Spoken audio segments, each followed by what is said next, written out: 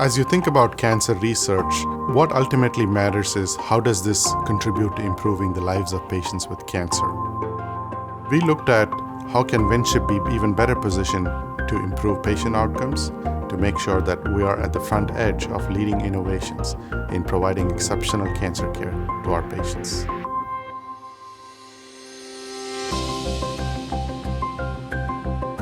So when we talk about cancer health equity and research involving cancer health equity on a more broader, kind of more global scale, it really involves more than just race and ethnicity. There's differences and there can be inequities related to women. So women may not have the same access. People who live in areas of poverty, particularly persistent poverty, those people also experience extreme disparities in terms of their cancer care and outcomes. People who live in rural areas often have difficulty accessing quality cancer care or clinical trials or things that perhaps those of us who live in Metro Atlanta might take for granted. So there is a broad range of definitions of equity and inequity, but in cancer health care and outcomes, what we're really talking about is people who have increased risk, increased incidence, increased mortalities, differences in access, and then the way that turns out in terms of their actual outcomes of care like survival and mortality. So those are things that we want to measure.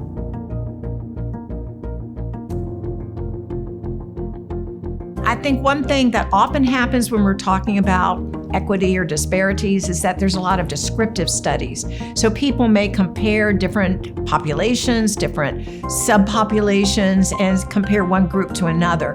But we want to go beyond simply describing the differences. We want to actually measure what those differences are, plan an intervention, implement the intervention, and then evaluate and measure it again. And then hopefully, if it's good results and positive findings, other counties and states and populations can adapt what we have learned through this research and then also make an impact on their own populations and their own communities. In Georgia, unfortunately, we have a number of medically underserved areas of the state, and we have problems with access across the board. So as a consequence of that, there's a lot of cancer burden. We have high rates of cancer, and we have poor survival in many instances. We also have huge cancer risks, so things like obesity rates, smoking rates, lack of HPV vaccine, all those things that could really be preventive and decrease the risk are quite high in Georgia.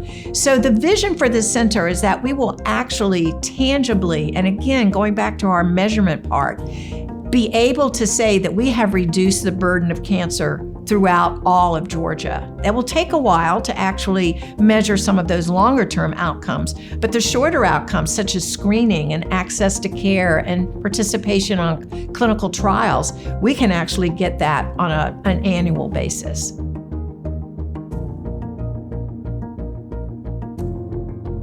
Winship is the only NCI-designated and NCI-designated comprehensive cancer center in the entire state of Georgia. So we have a lot of work to do, and we have a lot of responsibility through that designation. So there is a tremendous cadre of researchers, clinicians, people who are really devoted to finding out what can we really do to address this cancer problem throughout the state. How can we reduce the risk, improve the outcomes?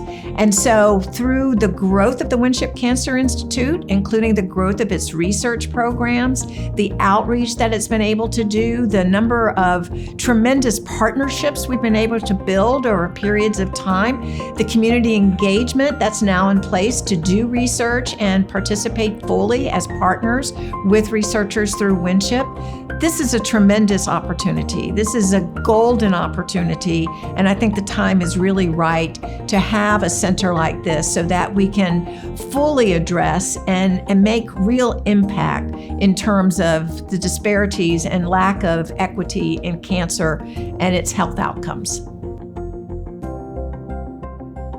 When you add in philanthropy, not only can Winship increase what it's doing but it can actually multiply what it's doing. We can use those philanthropic funds for pilot studies that then will seed new research that then will grow into new grant funding.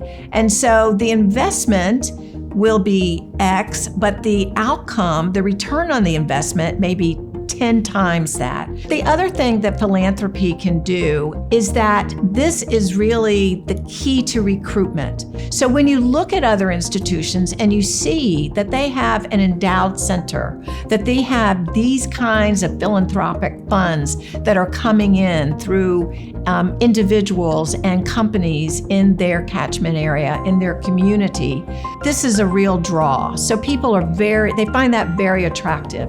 The other thing that these funds could be used for is to endow professorships.